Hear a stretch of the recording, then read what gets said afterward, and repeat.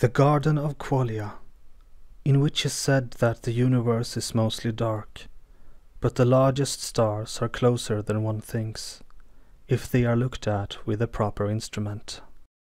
Consciousness came back to him as darkness lingered outside. Feeling the earth around him, Galileo opened his eyes and saw the stars. At once he was aware that he was not alone. Next to him stood a woman. Her face was like the moon. And like the moon, her face, lit by a quivering lantern, was full of craters, vestiges of eruptions forgotten long ago. Thus thought Galileo, but who was she? A woman wrinkled, like an old hickory tree, and shorter than a broomstick. Why was she brandishing a looking-glass? "Watch, Galileo, watch," she said. "This nebula is beautiful, just as I never was. I counted many, but for this pretty one I had to sweep a lot of dust." The nebula was beautiful indeed, thought Galileo. Hard to think that the old woman, who must have spent her life bent on her knees, washing and scrubbing, would know about the sky. "The sky is full of nebulae, and each of them contains millions of stars, and many of them are larger than the sun." "How come you know these things?" asked Galileo. "I had to polish many lenses in my youth," she said, looking downward. "At times I looked through them and wrote down what I saw." "Who taught you to look and watch the stars?" insisted Galileo. "My mother never wished me to," answered the woman. "Like Cinderella, I was to be in the house for life. But father saved me. He taught me to strive always and to better myself when mother slept. Then, when I was still growing, an illness struck me and took away my looks, and I could grow no more. No man would ever want me, except for one, who took me under his wing. My brother took me. First I was his maid, but then he saw the spark that was in me and stirred it and fanned it and tended it. So I resolved to grow by learning, and learned some words and many numbers. And then one day, after he had taught me how to sing, my brother took me out for all to see and all to hear, and they did not dislike it." "Your story is strange and pitiful," said Galileo. "But tell me, who taught you about the stars?" "My brother. He wished to look into the sky, deeper and deeper, and he began to make his lenses, and he was good at it, and I learned it too. He soon forgot about the music, even about the food, and I fed him food, lenses, and paper. I fed him all night long. So he discovered many stars, farther and farther away. There was no end in sight. He said to me that one should go look for the stars. What else were we here for?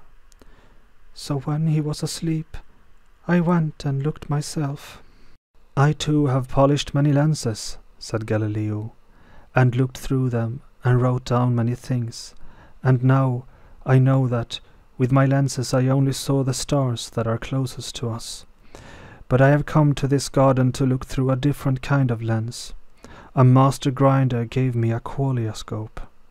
"Ah," said the old woman, "you want to peer inside all living things and know their secret shapes. Then come with me and walk this ancient garden. But do walk slowly, as I am weak and there is much to see." "I will," said Galileo, "but first I'll point the scope toward the sky to see what shape the stars and nebulae may hold." And so he did. But no, he felt, the stars had let him down, even his Milky Way. Up close, he thought, each star would be more than immense, magnificently full of mass. But when it came under the qualioscope, each star turned into a flimsy thing, a dim handful of dust. And when he roved the scope from side to side through the vast universe, he found it mostly empty. even its largest bodies, the constellations that had been revered, the galaxies that had been discovered, infinite spaces beyond the garden's hedge, lost all their gravity, dissolved into grey powder, and had no shine in them. The woman raised the lantern so he could watch a moth diaphanous, small and silly, as it was gyring toward the flame.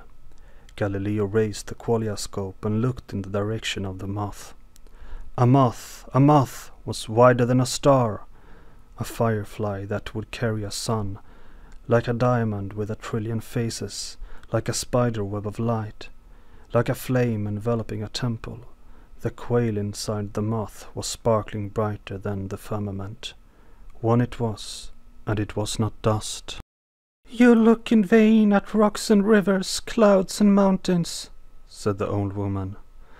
"The highest peak is small when you compare it to the tiny moth." So Galileo pointed the scope around him and looked for Qualia. Under the scope the garden was a thin grey vapour, a vapour that didn't lift or breathe. The sun was dawning, but the sky stayed empty. He looked at a majestic tree with his left eye, then closed it and peered through the Qualia scope with his right eye. The tree dissolved into a thin dotted drawing, traced with a sharp grey pen into the scarce morning light. He looked around and turned a dial to enlarge the scope's view. Out of the earth's dark vapour rose other diamonds, bright or brighter than the moth's.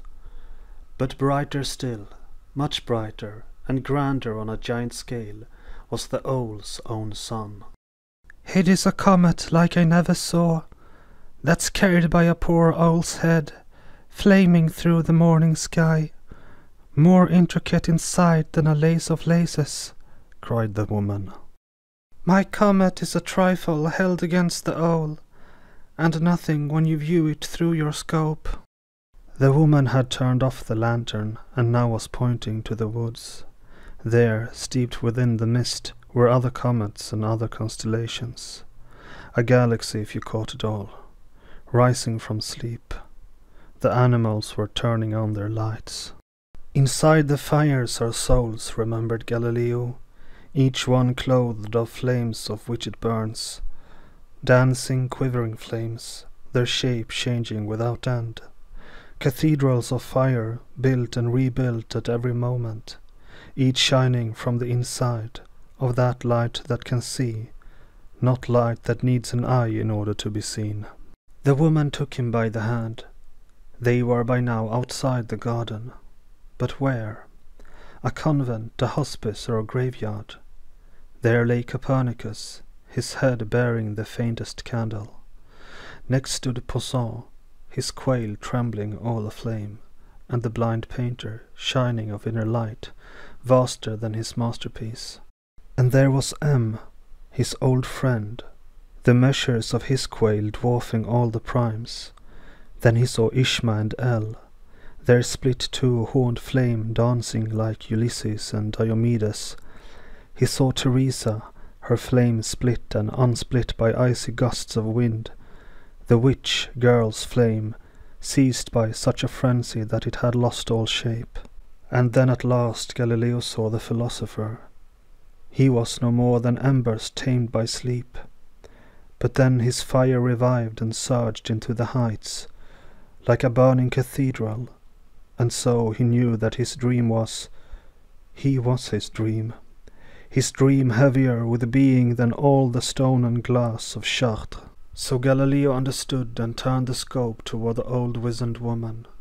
A slender spire of dust rose from the dark floor, and over it, behind craters and wrinkles, shone Caroline's constellation, shaped with 1,000,000 symmetries. The soul's own naked beauty outshone the garments of the flesh. Notes: the old woman is Caroline Herschel, 1750 to 1848, the sister of astronomer William. The story she tells is true. At 10, she had typhus that left her disfigured and stunted. After her father's death, her mother kept her working in the kitchen until she moved to England, where her brother worked as a choir master. William became interested in astronomy to pass time at night, and she followed suit. Caroline helped William with his large new telescope and once was caught on a hook, leaving behind nearly 2 ounces of flesh when they finally lifted her off. She discovered several comets, including the periodic comet 35P, Herschel-Rigollet, discovered galaxies such as the dusty NGC 253, and compiled a catalogue of stars, although she never learned the multiplication tables.